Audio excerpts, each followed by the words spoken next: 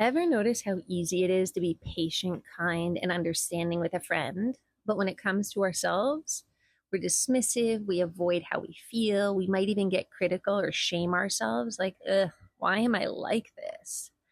Most of us, we relate to ourselves in ways that we would never treat someone that we love. And here's the thing, our nervous system, it notices. At the root of a healthy nervous system is a body and a brain that feel safe. And our relationship with ourselves, it sets the baseline of that safety. So if we tend to avoid, minimize, or reject our own feelings, our nervous system, it gets the message. It's not safe to feel what I feel. It's not safe to be me. And if that's our foundation, no amount of self care is going to steady us because it's like building a house on shaky ground. When the base wobbles, everything else wobbles. So without that inner steadiness, the clarity, confidence, and inner security that we're craving, it stays out of reach.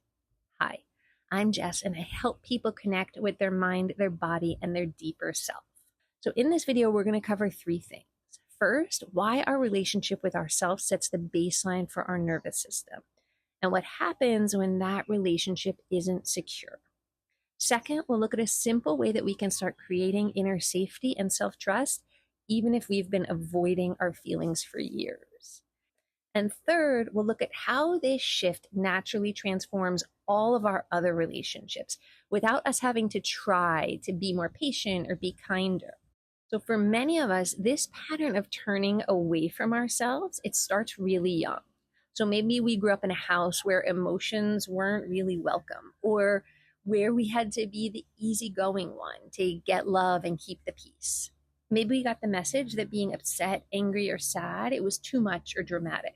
So we learned to hide, numb, and push these feelings down. And that strategy, it probably worked for a while, but now it's keeping us disconnected from ourselves, from our truth, and from others. And it keeps our nervous system stuck in a subtle level of dysregulation. So if you've been doing all the right things for your mental health, but you still feel kind of shaky inside, this might be the hidden reason why. And here's the truth. We can start to relate to ourselves just like we would relate to a good friend, with curiosity, care, presence, and patience. And not just to the parts of ourselves that we like, also to the parts that we wish would kind of just go away. The shame, the anger, the fear, the self-doubt. Welcoming these parts, it's how we start to welcome ourselves back home. And when we do this, our nervous system starts to relax. We stop needing to manage and manipulate our feelings. And we start hearing the messages that those feelings actually have for us. This is where inner security and real self-trust starts. So next time something uncomfortable comes up, frustration, sadness, anxiety, pause. Imagine that feeling as a friend sitting next to you. Like, how would you respond to it if it were them feeling this way? Would you lecture them, ignore them, or would you sit with them and actually listen? That's the energy we want to practice bringing to ourselves. And like any skill, the more we practice this, the easier it gets and the better we get at it. The beautiful thing is that this doesn't just change how we feel inside, it changes how we relate to everyone around us. So, sure, sometimes we can show up for our friends better than we can show up for ourselves. But over time, our default way of relating to ourselves, it tends to spill over outwardly. So the more kindness that we start to practice inwardly, the more naturally it starts to flow outward.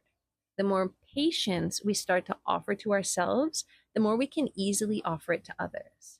And the more we practice welcoming all parts of us home, the ones that we love and the ones that we prefer to stay hidden, we start to soften to other people's parts too. We stop needing to fix them or judge them because we're learning how to hold that same curious, compassionate space for ourselves. And the truth is, our relationship with ourselves, it's the only one that we're going to have for our entire life. And when that relationship is secure, steady, and kind, everything changes. So here's the invitation. Before the day ends, find one small way to relate to yourself differently. And tell me in the comments. Tell me what you tried and tell me what you found.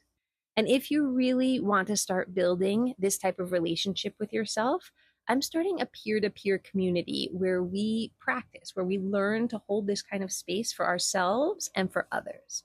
So, if you'd like to get a little more information and get a feel for what that community is going to look like and why it matters, I've linked a free guide in the description below. Okay, guys, thanks for watching, and I hope to see you around the channel again soon.